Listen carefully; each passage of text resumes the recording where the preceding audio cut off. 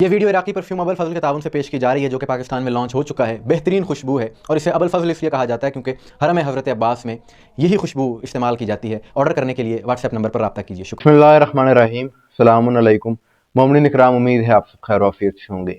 حاکم توفیق توبہ اس کو نہ مل سکی، ایک بار جس سے ہو گئیں ناراض فاطمہ۔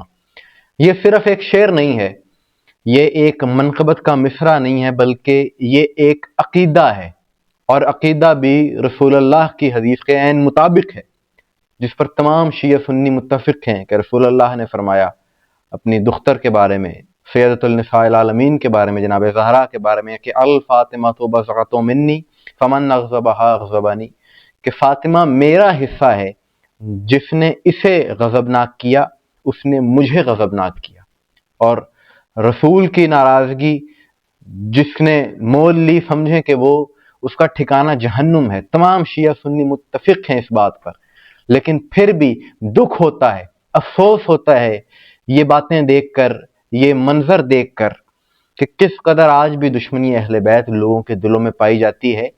اور یہ بالکل ویسے ہی ہے کہ کسی نے کہا تھا نا، ایک شعر ہے کہ احمد کے نواسے پر جو تیر چلاتے تھے وہ کیسے مسلمان تھے۔ یہ سوچو مسلمانوں، تو آج یہ منظر دیکھ کر ہمیں یہ کہنے پر مجبور ہوتے ہیں کہ ایسے مسلمان تھے جو اس قسم کی حرکتیں کر رہے ہیں۔ کہ ڈیرہ غازی خان میں ایک جگہ پر ایک زری بنائی گئی، محبت کے ساتھ، عقیدت کے ساتھ، جناب فاطمہ زہرا سلام اللہ علیہا سے منسوب ان کی زری بنائی گئی، اور کچھ دشمنان اہل بیت نے اس پر حملہ کیا، بے حرمتی کرنے کی کوشش کی، جو شیشے لگے ہوئے تھے وہ توڑے۔ تو یہ دشمنی اہل بیت نہیں ہے تو اور کیا ہے؟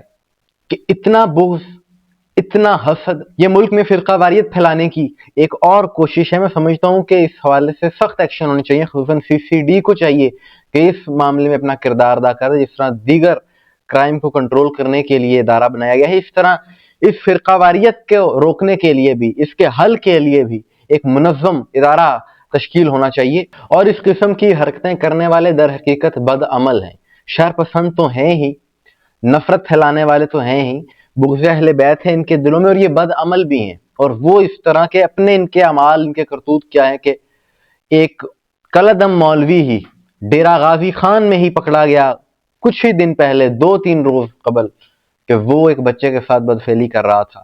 اس کی ویڈیو بھی منظر عام پر ہے۔ تو یقیناً جو اہل بیت سے دل میں بغض رکھتا ہے، ان کے اعمال ایسی ہیں۔ وہ کسی نے کہا نا کہ شہید کربلا کا غم جسے بھی ناگوار ہے، وہ بد عمل ہے، بد نصب اسی پہ بے شمار ہے۔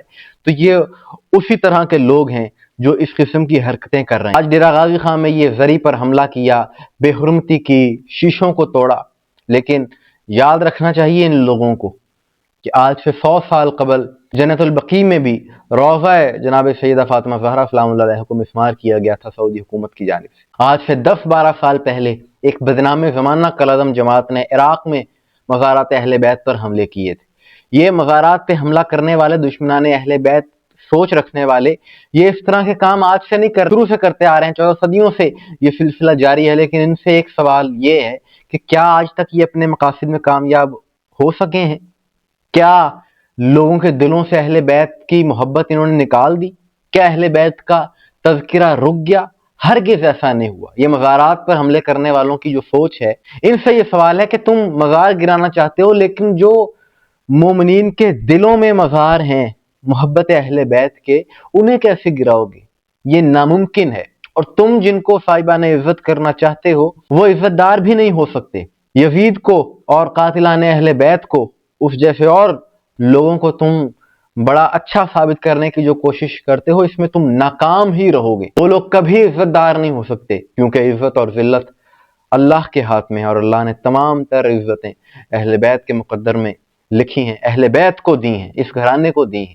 لہذا تم ناکام تھے، ناکام ہی رہو گے۔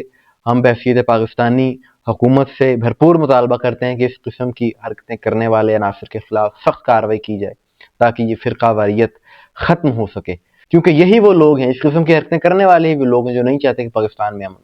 ابھی اسلام آباد کے سانحے کے بعد اس طرح کے واقعات ہونا، اس سے یہ بات واضح ہے کہ یہ لوگ ملک کے بھی دشمن ہیں، اسلام کے بھی دشمن ہیں۔ مومنین اکرام، آپ کے سوال سے کیا رائے ہے کمنٹس میں ضرور بتائیے گا۔